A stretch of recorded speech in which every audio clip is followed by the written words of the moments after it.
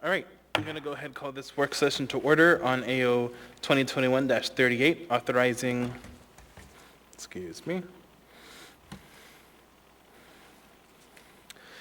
authorizing acquisition of real property legally described as Lot 5, Block 3, Stolle Subdivision.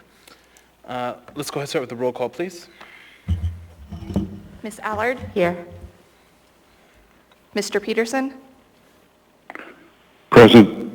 Ms. LaFrance? Here. Mr. Dunbar? Here. Mr. Rivera? Present.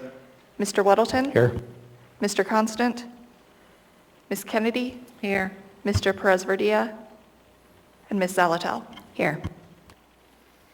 Thank you. As usual, if you need to get in the queue, please use the system, or if you're on the phone, please text me.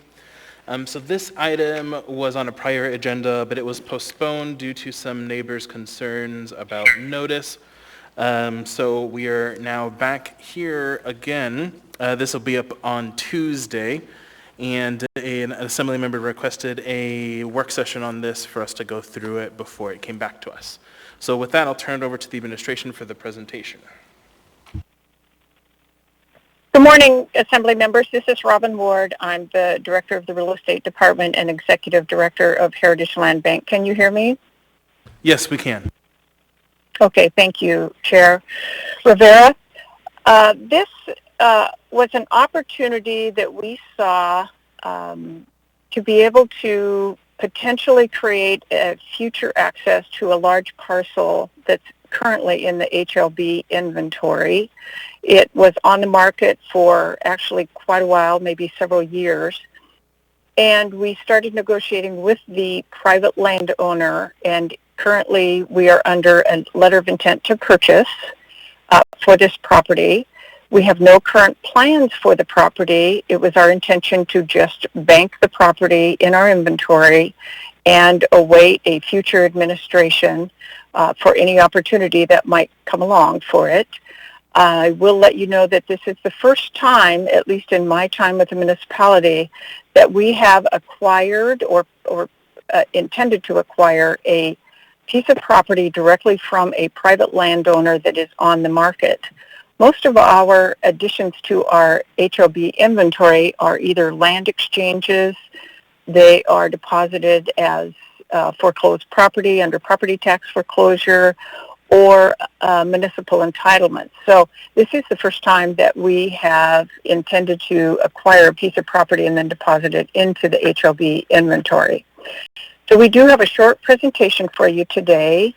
In the room, hopefully in the room, is Shelley Roughton. She is the HLB Land Management Officer that is working on this project, and she will go through a short presentation, show you some maps and some background on why we felt it was important and justified to acquire this piece of property, and then we will open it up for questions.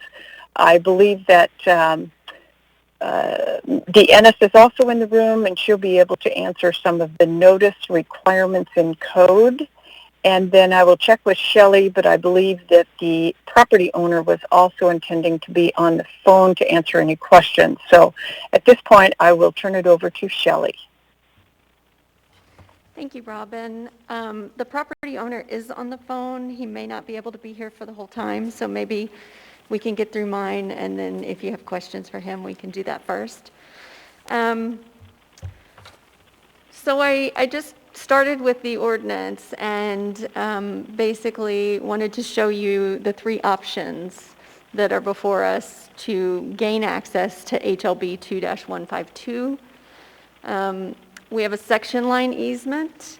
3,000 linear feet does not take into account that it's straight up and straight down, so it would likely be much longer to get it to code. There's a newly platted access easement through the property to the west. That's about 3,400 feet long and at a price tag of about $5 to $7 million. Or we could purchase this property for $190,000 and grant ourselves an easement that is approximately 165 feet long and would cost $500,000 to $1 million to construct. Actually, before you go on, I have a question from Mr. Weddleton. Yes? Thanks. So on this middle one, the newly platted access easement, and is that based on the plat for the Blueberry subdivision? is. Is that a roadway that they would develop to do their subdivision? If they intend to do a subdivision, yeah. Would Yeah. they need to build it to sell lots? It would depend on their plat, I would say. You know, if they, that's a good question, but I think it would depend on their plat. Okay, because I think the current thing is they're just going off of Honey Bear or whatever that goes through Right. it. But I have to go look at their plan. All right, thank you. Okay, sure. Thank you. Next, I've showed you the Chugach State Park access plan. Our parcel is outlined in green. The proposed acquisition is in yellow. You can see at H17, that's the current trail access that causes so much trouble out there as far as parking goes. You can see that our area is not marked as future access point. Actually, it is marked as a parcel of opportunity. So pretty much anything that's not already developed, subdivided, that touches Chugach State Park is going to be a parcel of opportunity. One question that Mr. Weddleton had asked us previously was, if we were to develop this, how many lots could we get in there? And you know, there's a whole lot of factors as far as lot size based on average grade on the lot, but my best guesstimation would be about 12. So we would, you know, if in 5, 10, 20 years we did subdivide that, we would lose one residential lot potentially.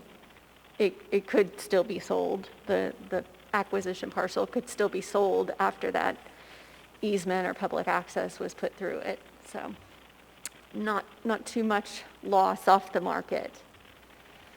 Area-wide trails plan, you can also see that our parcel above the red dot is not a planned trailhead. Hillside District Plan, I think this is where a lot of the community's concerns come from. And this is a fairly recent plan as far as plans go. You can see the acquisition parcel with the red dot, ours to the north of that. The Hillside District Plan calls for a secondary road, kind of in a weird alignment, kind of how that newly platted access would go, at least through the same area. And up there, here's where they get a little scared. The Hillside District Plan labels our parcel as a priority trailhead. That plan calls for parking for priority trailhead to accommodate at least 30, but potentially up to 150 cars. The plan also would require for the area to be annexed into the park service area in order for that to happen. The only other option would be for Chugach State Park. Sorry, before you continue, can you speak a little bit closer to the mic? Sorry. Some folks are having Yes. trouble hearing. Thanks. The other option would be for Chugach State Park to lease the property from us as they do Ptarmigan Valley Trail in Eagle River and put in a trailhead. But as far as we're concerned, we have no plans to create any parking lot, trailhead, any of that. Before you continue, I have a question from Ms. Zalato. Yes. We can answer it now or we can get into it later, but I guess I need really basic information, which is the current HLB land that this is adjacent to, what's the purpose or point or plan for that land? Because Yeah. what I'm hearing is a lot of different options, but that we don't have any intentions to do anything. So I guess I need to be really grounded in what the current HLB plan is for the land already in the bank. Sure. The 2040 plan calls for large lot residential, and we would likely develop it in that way if the need arises. As Robin said, we're a bank. we bank things for future opportunity, for the needs of the municipality. It could be developed as residential with a trailhead. There's many options, but as far as we're concerned, right now there's no intent, but purchasing this property allows us in the future to make those choices. I think maybe you misunderstand my question. I'm asking about, 2-152. yeah. Yeah, that's what I'm saying. So the currently owned parcel is currently in the land use plan for large lot residential. Correct. But there is currently no access to that area, hence that slide with the 3 options for easement. I'm sorry, I'm just walking myself through this here very clearly. That's fine. And that this parcel that is proposed could be an access point should that development happen later in the future. Correct. Okay, thank Yeah, you. we're just looking at buying options, and we think that this is a smarter option, whatever is done with the property in the future by future administrations. And that is it on that. I do have the map available if you have questions related to that. I think your questions are, at least Mr. Weddleton's, are more process related, but we're available for either question. And like I said, the property owner's representative, Mr. Jonathan Schick, is on the line, and he represents his parents. Thank you. Great, thank you. Mr. Schick, did you want to state anything before I go to questions?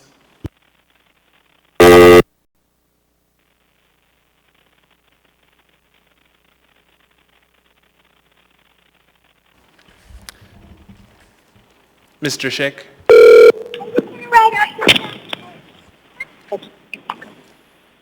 I just hung up on this after being on the. Mr. Schick, would you like to? And I.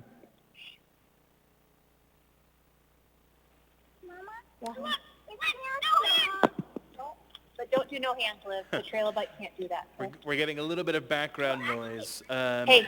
Hi, this is Jonathan Schick. I'm sorry, I tried to speak up and then it hung up on me. I guess all I wanted to say was that my parents are interested in selling this land to the Muni for a couple of reasons. One being that it's been on the market for about 2 years now, and the Heritage Land Bank made an offer, and so that's great. As anything that's for sale, if we get an offer, that's kind of the point of it. But secondarily, since the offer's been from the HLB, we've gotten a couple of people interested in it and actually have an offer that's considerably higher than the HLB offer, and my parents still want to sell it to you guys to preserve and conserve it and keep it for the good of the city. So the opposition to it is expected. The folks up there don't want anybody walking around near their properties, and that's always been the case. And people that have come to look at it through the listing have been approached by neighbors, kind of like, "What are you doing here?" It's just the nature of the beast up there, living at the end of a road and on the edge of the wilderness. But that wilderness is something that I think that everybody in Anchorage should be able to share. And that's about all I have. Great, thank you. Mr. Weddleton? Thanks, Mr. Schick.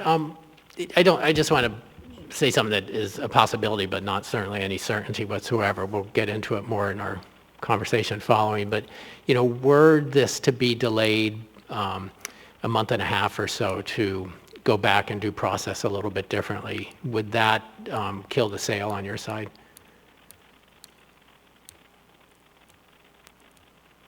No. So it has the potential to compromise the sale because there's just there's a lot of pressure coming from the real estate market all of a sudden. So it clearly would be our preference to just close this deal sooner. And this is kind of the second time it's been delayed, so that's why we're kind of anxious to just get this off the books. Yeah, that's government. I work for the state, and so I understand when something is moving at the speed of government, too. All right, thank you. Thank you. Ms. Allard. Thank you. So I'm going to more or less make a comment too, but Mr. Schick, you had mentioned that some of the neighbors are concerned when people are crossing over into their property lines. Are they actually stepping, it's a two-part question too, Chair. Are they actually like walking onto your neighbor's land or anything like that? No, it's just walking in the cul-de-sac there, and Okay. neighbors will come out and to them. Okay, so, Chair, can I go ahead? So one of my concerns is you're a landowner, your parents are, and you have neighbors who are coming saying, don't sell the land. And my concern is that it's your land. And if you wanted to sell it and there's nothing illegal going on, I'm alarmed that you're being stonewalled to sell your own property. So that concerns me only because what would, and maybe Mr. Weddleton, this is his district, could address, how is this continuing? I mean, they have the right to sell their property. So any more testimony from anybody, they still have the right to sell their property. And Heritage Land Estate is, I mean, our land banking, this is a good opportunity to preserve maybe what some of the neighbors are wanting. Do you have more of a feel on it, Mr. Weddleton? Yeah, happy to. You know, it's, I mean, that is an issue. The residents up there are, you know, there's a trailhead that gets full, and there's people driving up there, and I think things have gotten better over the last couple of years, partly by proactive work by the neighbors. And signs were put up by the city for parking on the road, but you've got, you know, an access point to a beautiful part of the park. It's really the most southern part of the, you have a southern access to the park from the bowl here to go up to McHugh Peak. So it's very popular, and there are essentially 4 parking spots, maybe 5 if people go tight, and there's demand for many, many more on a sunny day. So, you know, the neighborhoods, and this is very common, you see it at Glen Alps, you see it at South Fork, you know, people, you know, Eagle River, you know, overload. And a large part of that is because there just aren't enough access points. And that's what the Hillside District Plan looks to. It looks to increasing the number of access points so that you don't have this overload and people can have access to this incredible public asset. But the neighbors do carry, you know, burden of that, of the overloading. So they're really sensitive to that happening. So I don't know that specifically they would say, don't sell that property. But they say when the city's buying it, they go, okay, and they know that it's a priority trailhead in the Hillside District Plan. It does provide access to the area. And, you know, their sense is they don't want another one there because they carry a burden. So you know, the tension is reasonable. Whether or not that should, you know, stop this is another question. I mean, on one side you have these neighbors that are worried, but, you know, Hillside District Plan was a long drawn-out process, and the demand for access to Chudias State Park was quite strong in making that. So there were a huge number of people, you can see every Sunday, Saturday, wanting to get into that park. So it's, you know, we're hearing from, obviously, which is typical, you know, the neighbors who are closest to it, but there is a lot of demand for more trailheads. And until we have many, there will be a problem with the few that exist. Thanks. Chair, can I make a comment? Thank you, Mr. Weddleton. And again, my concern goes back to they own this land and it's theirs, and they should have the right to sell it to whom they want as long as they're not breaking any laws. Okay, thank you. Thank you. Ms. Zolotel? Thank you. This question is for, I think, the HLB. What has to be done in order to change, or if anyone was wanting to add this lot, if acquired, to become a priority trailhead? Like, what's the process for that? Shelley, do you want to answer that? Not really, but I will. Oh. It would take I don't know if it would take an amendment of the Hillside District Plan if you're talking about making it a priority trailhead there. I mean, it already is to some extent. here, it's on our property, it's not on the acquisition property. Oh, so let me refine my question perhaps, which is, if this property were acquired by the HLB, would there be any objection, I guess, to it being like overflow trailhead, or would there be any protections put up to prevent it from becoming a de facto trailhead and parking? Robin, you want to take that one? Well, this is Robin Ward. First of all, we do not plan to construct or even enhance any of the social trails on this piece of property. There are social trails already. People are already accessing our property and Chugach State Park through this parcel. We do not plan on enhancing those. We do not have the funds to be able to do that or to construct anything more than what is already there. So our intention would be to leave it as is, allow people, because it will be municipal property, public property, to go ahead and use those social trails as they are today. But this is outside of the Parks and Rec boundary, so Parks and Rec would not be prioritizing this or funding any kind of construction. So right now, we would not do anything other than just allow what is happening today. Thank you. Thank you. Ms. Kennedy? Thank you, Mr. Chair. A couple of questions, and I'll start with one that kind of, I think, leads on maybe the next step from the previous conversation, and that is in regard to if the municipality owns this property, what's our liability then for people that actually do misuse it when it's not really meant for trail access? But we're having some big conversations, or starting to have some big conversations about our lack of access, at what point somebody has the right to public access, at what point do we have to monitor that access or enforce any kind of restrictions to that access. So I guess I'm just looking at, if we do own this piece of property, then what really is the municipality's obligation or liability to protecting it from illegal public access into the park. So is that a consideration? Have we had any conversations about where that puts us? And then I have another question. This is Robin Ward again. Assemblyperson Kennedy, through the chair, the property behind is already being used. I mean, we have social trails all over municipal property, especially on the hillside in Eagle River and Girdwood.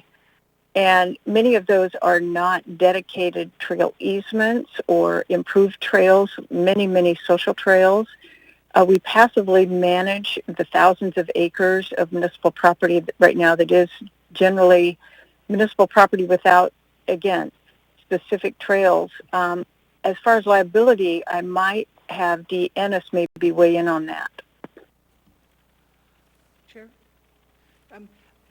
there is a state provision, which I haven't looked at for probably 10 years, which... I'm sorry, could you bring the mic a little bit closer? Okay. I can't hear you, I apologize. There is a state provision which excludes liability for certain sort of passive, unused recreational properties. I haven't looked at it for 10 years, so I would have to look at it.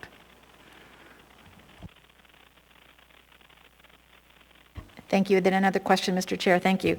My other question is in regard to, are there any covenants or HOA agreements or anything like that that the purchase of this property would kind of hem us in terms of how we would use it or develop it if that were to become the plan in the future, or even if we were to dispose of it?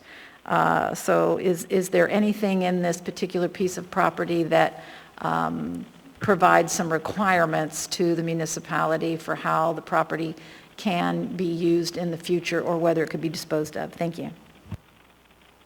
I can take that one, Chair. This is Robin Ward, Assemblyperson Kennedy, through the chair. This subdivision does have, I don't know if they have an active HOA, but they do have recorded CC&Rs against this lot. So there are rules and regulations, civil ones, on what can happen there. Again, until we determine whether or not we would only put a public use easement across it, or whether we would dispose, or whether we might even plat it into, or try to plat it into the larger parcel. We don't think that we're going to have to address those yet, but there are CC&Rs against this piece of property that in order to change a use other than that, we would have to address. Thank you. Thank you, Mr. Chair. Can I add to that, Chair? Sure. Shelley Roughton, through the chair. The CC&Rs restrict it to residential use. However, I don't know of any CC&Rs that could prevent a government entity from dedicating right-of-way through a property.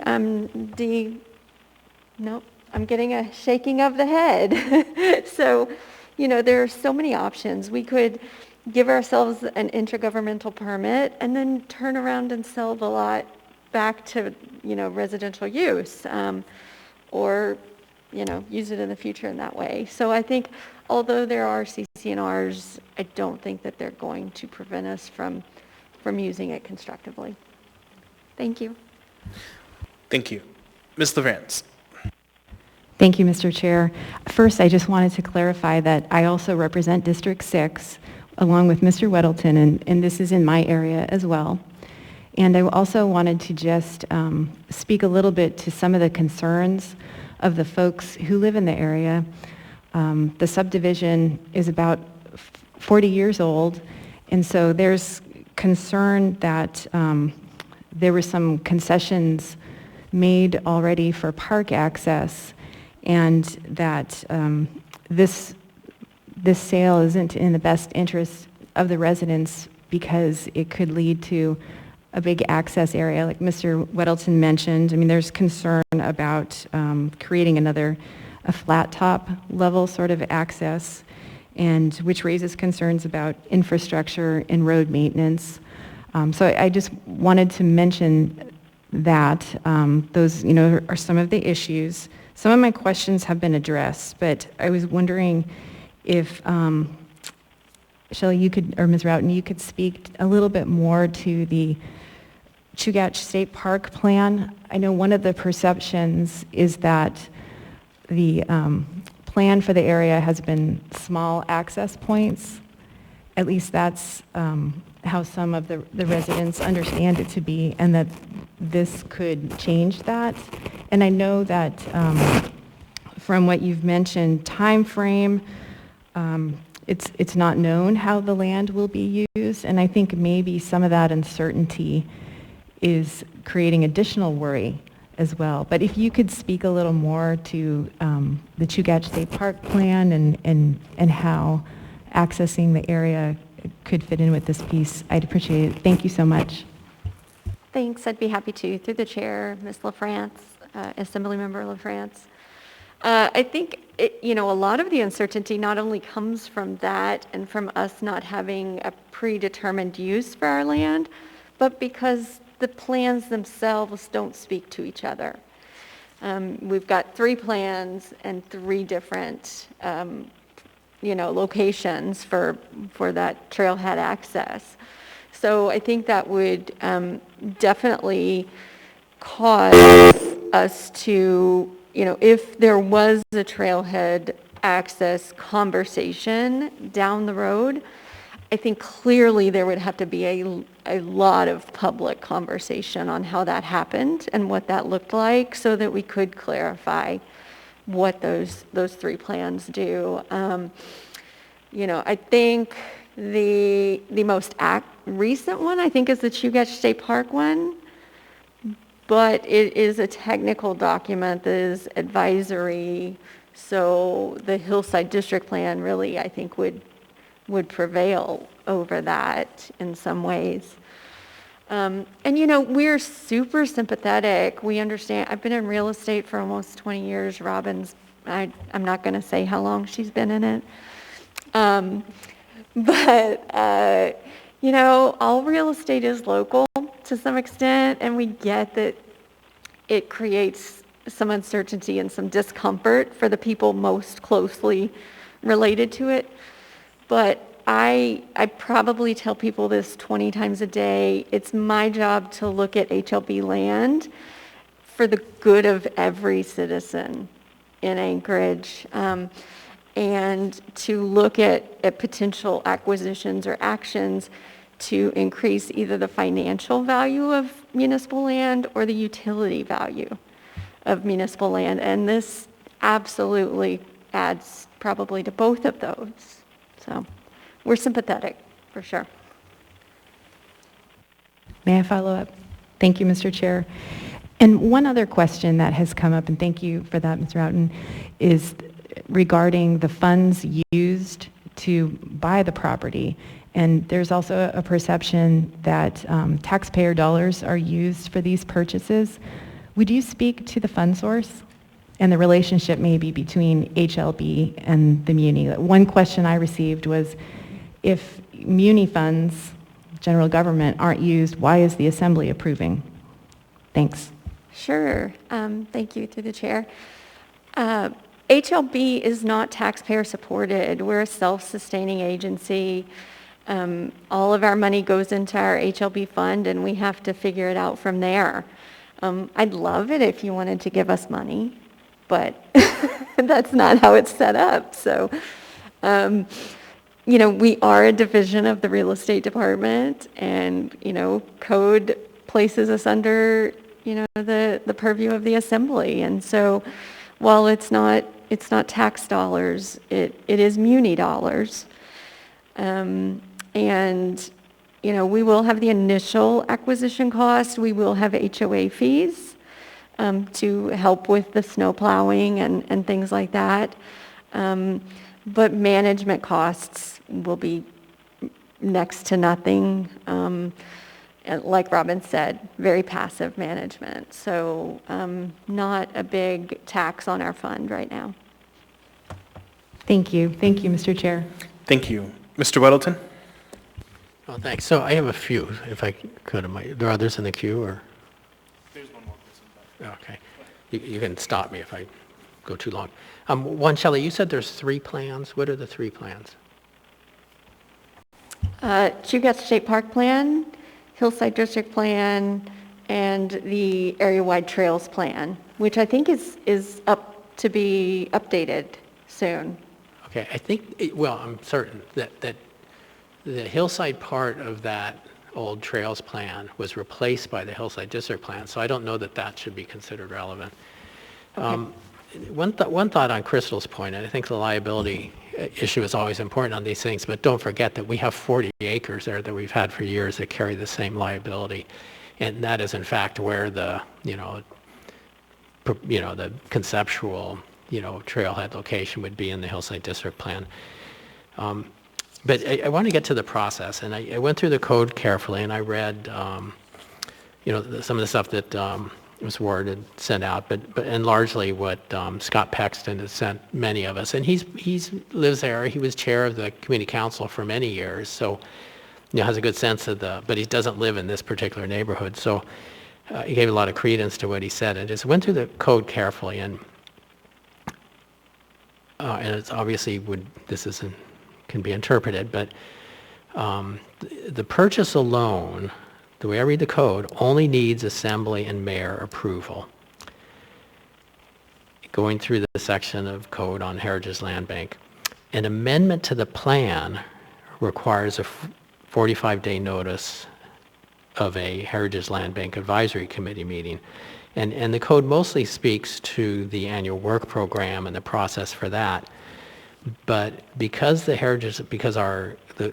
document in front of us says, and amendment to the plan, and the Heritage Land Bank comment to us, 2021-02, has in there about this purchase, and also amend the Heritage Land Bank work program, it seems like they took up an action on the Heritage Land Bank annual work program, and that requires very clearly in the code a 45-day notice of that meeting. And I think a 2-week notice was given, not 45.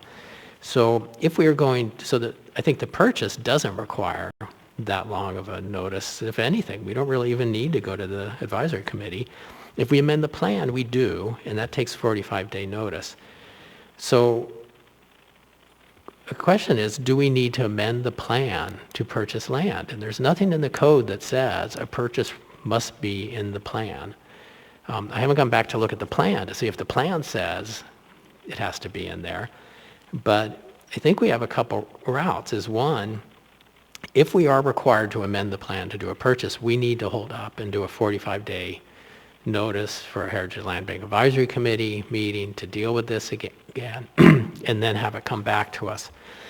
But we may not need an amendment to the plan, and if that is where we land, then I would recommend shelving this AO, this postpone indefinitely, coming back to us with one that is simply the purchase, and that only requires mayor and assembly approval.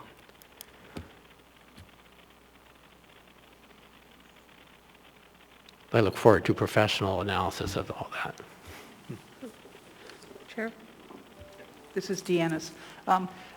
Just to add some confusion to this analysis, I absolutely agree with what John is saying, but if, I'm going to cite this for the record, 2540020B. It talks about the annual work program, and it does say all new proposed land sale activities not currently in the program will require an assembly-approved amendment. Now, I think the confusion there is it's land sale versus land acquisition, and it's very clear in this entire Heritage Land Bank Code section that anything to have to do with disposal has lots of public notice. But I do agree with John that if the title of this ordinance itself is an amendment, then that has to come out, or there has to be 45 days notice. We might ask either Heritage Land Bank. I had some understanding that there was additional notice to the commission, like this 45 days, but I'm not sure of that. And just for future reference, if we can please speak closer to the mic. Folks on the phone are having difficulty hearing. Thank you. Did you have anything else? No, but if there's more feedback on that, because or we'll hear Tuesday. Thanks. I guess this is Shelley through the chair, Mr. Weddleton. My question would be, and this shows my inexperience, could there be an S version? Or if it changes the title of the ordinance, can it not be an S version? The chair, yeah. The rule there is that you can change the title if persons who read the first title are unnoticed that what is amended would also be covered. I'm sorry, I'm speaking away from the mic again. In my judgment, people who would have come to the first hearing with that type of amendment would still be attending the second hearing. So that's what the court tries to figure out. Do they have enough notice from the original title to anticipate the subsequent amendments? Are they within the subject's the scope? The court's been pretty broad about that.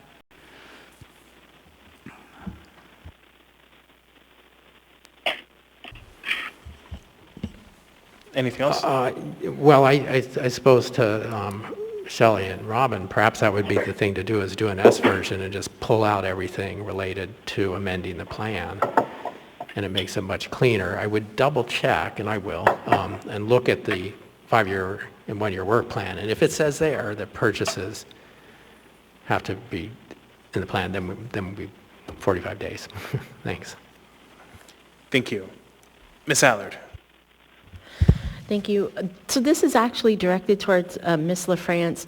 I just wanted to say, when I had you in my peripheral view earlier, I thought it was Desiree. So I apologize. It wasn't that I bypassed you to go straight to John. I really thought you were Desiree. And then I realized she was down there. So I'm sorry for that. Thank you. I take that as a compliment. Thank you, Ms. Allen. Ms. Zalatel. Thank you. I just wanted to share a thought on the idea of an S version that amends the title. I'm not very comfortable with that. I think there is a lot of community concern here, and if a path forward to simplify, as Mr. Weddleton has suggested, I think it would be to shelve this particular ordinance and come back with something a little bit more clean. So I just wanted to share that thought. Thank you. Is there any other discussion? Yeah, go ahead, Mr. Well, Watson. to follow up on that, I mean, I kind of agree with that too. I think it's cleaner not to change the title. So were you to come, today's Friday, you missed the deadline, but you could lay on the table for introduction a new version to have a public hearing 2 or 4 weeks later, you know. Thanks. Thank you. All right, seeing no further discussion, this will be before us on Tuesday with a public hearing and vote. Looking forward to that. With that, I will go ahead and close this work session. This is our last one for the day, so I'll wish everyone a wonderful weekend.